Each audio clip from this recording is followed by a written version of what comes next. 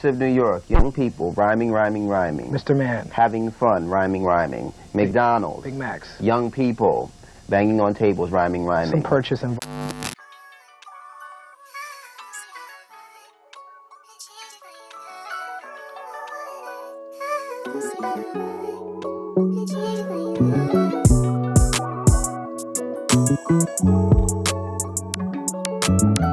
It was at this time I realized I was the closest motherfucker that you ever.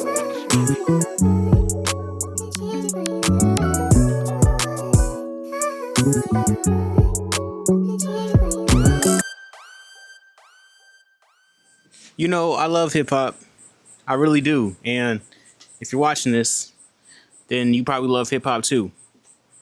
You know, hip hop since its inception in the underground of New York, it's been built on the real. You know, authenticity, authority, good vibes. Hip hop brings people together. It's a tool for profound social resistance, and following the music and the spirit of hip hop is exactly what's put me on the path that I'm on today. It's arguably the most powerful cultural force on the planet. It dictates global fashion, slang, and politics. But right now, the culture, it's kind of trapped in a little bit of like a paradox. When it comes to some of the issues I feel like hip hop has been having, you know, there's the usual pain points, the violence, the misogyny, the materialism. The older I get, the more it's just not hitting. But maybe even more than that, I can't shake this feeling that things have been like a little unfocused, a little too unfocused for a while. And especially as we get further from its core foundations. But it's 50 years old, so it's gonna change somewhat in that time. But like hear me out. It's a complicated situation. One of the most powerful things about hip hop is that it gives a voice to the voiceless. It's the definitive language of the marginalized. But maybe there's too many voices shouting, and I'm not just talking about the Razors. They be shouting. They be shouting. I think it's safe to say that there's a lot of junk out there, and oversaturation because of the internet. If there's anything those original mystical gatekeepers gave us, it was at least some consistency in quality. Now there's a bunch of times where I have to stop and genuinely ask, who is this for? But that view, it's a little too on the surface. Here's what's really happening. We have a culture built on expression against suppression, but it's being gentrified, commodified, and encapsulated by a hyper-capitalistic algorithmic machine in real time. The system, it wants to keep us dysregulated, disharmonious, constantly chasing the bag for their entertainment. Today, the modern music industry is overtly attempting to strip the culture of its revolutionary power. I want to take a look at the structural architecture that dictates what gets made and what gets heard, what gets played, what gets shared, what gets pushed versus what gets missed. Here's the main idea. Like I said before, Black American culture, it's been built and commodified in real time. As a Black American, it's actually been one of the craziest, most wildly unique experiences being able to be a part of the development and evolution of the culture as it's happening. Meanwhile, the industry, which is driven by the digital attention economy, is intentionally keeping the cultural frequency low. It systematically prioritizes friction, outrage, and hyper-individualism over community healing. Because over the years, we've seen just how much algorithms prove one indisputable rule. Digital friction sells exponentially better than peace. But what happens when the culture decides to fight back, both politically and sonically? Let's talk about the real-time commodification of hip-hop. Throughout human history, ancient cultural and spiritual traditions have been afforded centuries of isolation to solidify their healing practices. They had incubation periods to figure it out, but hip hop didn't get that luxury. Being born in the late 20th century, the moment a new cadence, dialect, slang, aesthetic is created, it's immediately identified, extracted, and sold by your unfriendly global media conglomerate. The culture is stripped of its complex lived context and is packaged into a more palatable aesthetic for mass consumption. And literally topping it all off are a bunch of white people taking in the vast majority of profits as they actively support low vibrational acts that just continue to dilute the culture. And look at the environment producing this art. In 2022, the median net worth of a black household was $44,000 compared to $284,000 for a white household. The racial wealth gap is crazy. It tells a story that America is always been founded on: profound economic displacement. And when you have that level of systemic disparity, you get survivalism. As wealth inequality grows, so does the gap in love for our brothers. A lot of the ideals that really define the culture today really do more to promote that hyper-individualistic, trust no one, get it by any means, danger mindset. It's just pick yourself up by the bootstraps rebranded. And the music is just holding up a mirror to the severely broken capitalistic times. But because the pain generates clicks, the algorithm, it's always going to force it to the top. But I'm going to pause to acknowledge that, undeniably, there's always going to be the entertainment aspect. I'm not sure we have to take everything seriously or be so overtly positive all the time. I mean, some of my favorite, most impactful songs on me, pretty awful content-wise. Different degrees of debauchery, misogyny, pro-hustle culture. It gets it done from time to time. Can't even count. But I know at this point for me, it's not entirely necessary. Like I can live without it. A good hit a lick anthem, you know, like as far as fun as it is, like what is it doing to really advance the culture? Black people have always had each other. We've always found a way to come together for a good time. There was no Sexy Red at the disco. Lil Baby did not have to perform on Soul Train for people to get out there and still bust down. But now, again, jumping back, tech platforms, social media platforms, they all rely on revealed preferences. The things that you sit and watch, that you linger on a little too long, that you click on, that, you know, they're always monitoring that stuff. Rather than stated preferences, which are the things you search for, that you say you value, that you actively choose to engage with. And they do this because they know that human biology is hardwired for responding to threats and outrage. The music industry itself exploits this. Algorithms penalize songs that are skipped in the first 30 seconds, which forces artists to front load their tracks with catchy, repetitive hooks or like shocking statements. In essence, long form storytelling is sacrifice for that instant gratification. And now hip hop, for how great it is at evolving, the attention economy does make it a little messy. Let's look at Black Harlow. Black Harlow, who has been going on an obvious PR tirade. Everybody's making a video on it, sometimes multiple, but like, it's just engineered outrage. Like, why are we giving that mess our energy in the first place? Just to give us a few clicks and views when he's clearly just trolling? And I mean, I get it. I understand if you don't address it in some ways, then other outsiders may see it and think, oh, well, you got a pass. Ain't nobody say nothing about it, so maybe I can do it too. But at this point in big 2026, I just feel like the white people's ridiculousness has been addressed so much that if you still on that type of time, come on, dog. People know they shouldn't be doing that. And if you are, then you're just being blatantly disrespectful. To me, there really isn't anything new to be added to a conversation about white antics and black spaces. But now bringing it back to people actually in the culture and using their voice to make an impact.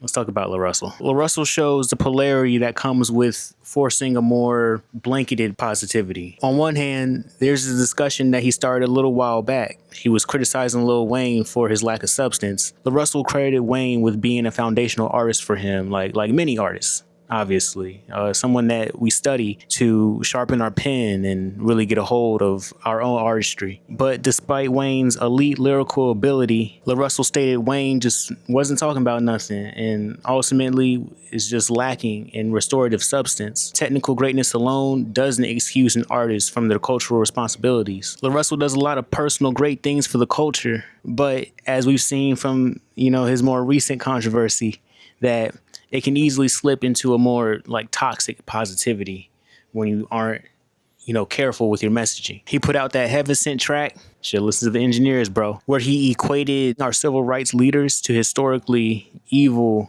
men. And that's probably not the answer either. But ultimately, it always comes back to us. The industry wants us to keep fighting in the comments. If we keep clicking the rage bait, that gives the industry more reason to keep starving the underprivileged communities that gift us hip-hop's, greatest talents of any real resources. The algorithm thrives when the culture is dysregulated. And some of these think pieces and reaction videos just give the machine exactly what it feeds on. We need to make sure we're expending our energy more mindfully. Yo, real quick, thank you for watching. Thank you for making it this far. This channel is all about exploring the intersection between music, travel, and mental health, and the way that they work together to help us figure out what it really feels like and means to live to the heart. If that sounds like something you want to explore further, or just interested in more tools and deep dives just like this, drop a like, subscribe. I got way more ideas in the tuck. Let's get it. You got a lot of societies and governments trying to be God, wishing that they were God. They want to create satellites and cameras everywhere, make you think they got the all seeing eye. Now, what do you think happens when you decouple hip-hop from Western corporate commodification? You get actual geopolitical revolution. América no es solo USA, papá. Bienvenido a la generación del Yo no me dejo, los quiero Puerto Rico. Es como decir que África es solo Marruecos. My name is Julie Baghdad, and I'm a rap artist, hip-hop artist from Senegal, and I'm also an activist, like founding member of a social movement, a youth movement called Y'en a marre, which means we are fed up. Youth participation is expected to be higher than usual in this election. Like, as a grassroots politician, he was helping people like my mum bring their children to this country, like when they were separated from their child. So let me get this straight. You managed to help get your visa with the help of Jeremy Corbyn. Yeah, You've come when to I was the a UK. kid, when I was 10. I'm basically an immigrant, but I've not claimed benefits. I've added value to England and not taken away. I don't know why the corruption is too much. Museveni and these brutal people are on their way out. Many times, as you have seen, they are hounding us, they are beating us left, right and center, they are tear gassing us, they pepper spray us, they even shoot live bullets at us. Every day, there are 99 reasons for us to give up, because it's dangerous. But there's one big reason for us to keep going. That is the love, the motivation, the support and solidarity.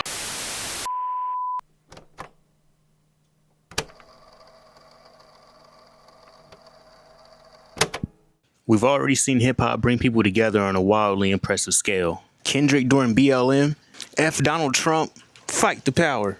This is America. But have y'all seen what's going on in Nepal? Balen Shah. Remember that name. He's a 35-year-old engineer and rapper who pulled off one of the greatest political upsets in modern history.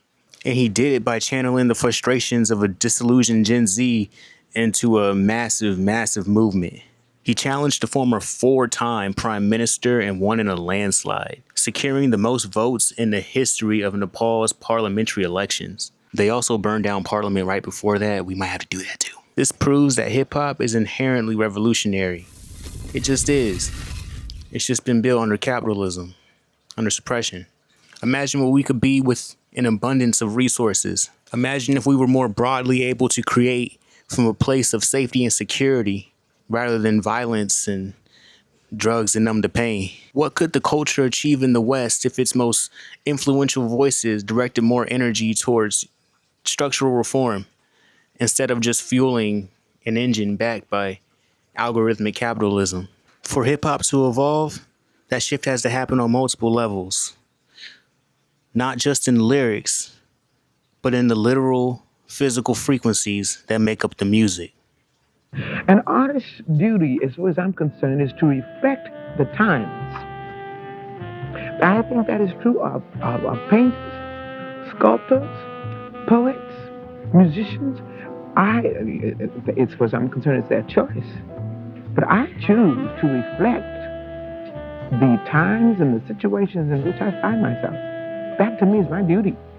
And at this crucial time in our lives, when everything is so desperate, when every day is a matter of survival, I don't think you can help but be involved. On this channel, we find harmony and define what it takes to achieve long-lasting inner peace. So that's a big factor into why I've been making the deliberate choice to literally change the frequency of my music.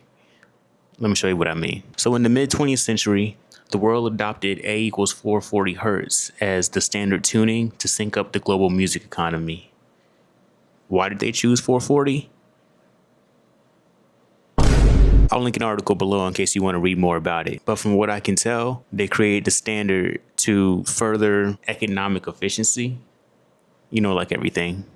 Daylight savings time, you know. But legitimate clinical research does show that alternative frequencies like 432 hertz can actually lower mean blood pressure and decrease heart rates compared to 440 hertz. Very big for the Black community, especially. Better diets, better frequencies. So when a producer goes into their DAW and shifts the tuning down to 432 hertz or up a little bit to 444 hertz to hit the 528 hertz solfeggio frequency, that in itself is an act of cultural rebellion. It's a small change, but can lead to more longer-term harmony.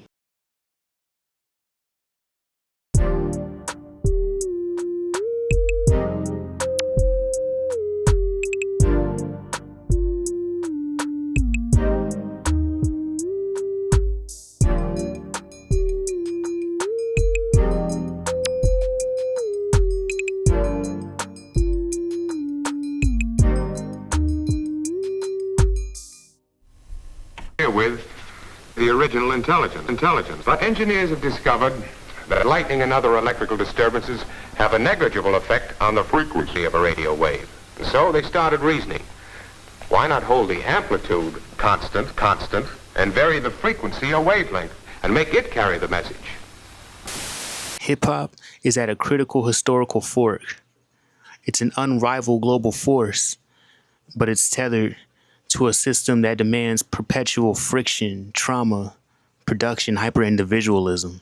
The decline of mainstream artistic substance isn't an accident. It's the intended result of the attention economy, explicitly designed to keep populations disharmonious so that we keep scrolling. But we hold the leverage. Algorithms dictate production based off of our consumption. By more intentionally and mindfully deciding what to click on, what we subscribe to, by looking to actively support artists who promote community solidarity and emotional vulnerability, we can retune the algorithm. The evolution of hip-hop requires a conscious, structural decoupling from the more destructive incentives. The system wants us agitated, so we keep scrolling. But we can actively choose to stop supporting and engaging with the controversies. If the cultural force of hip-hop can dismantle corrupt regimes in Asia, its potential to enact deliberate change anywhere else is limitless. The cultural frequency has been kept low for a reason, but we don't have to keep playing those industry games. If we want to rewrite our stories of struggle and pain, it starts with where we direct our attention and how we tune our art. It's time to change the frequency. We are hip-hop. Me, you, everybody. We are hip-hop. But now, bringing them, damn, somebody sneezy as hell. But now, bringing it back to people who are actually in the culture and using their voice to make an impact,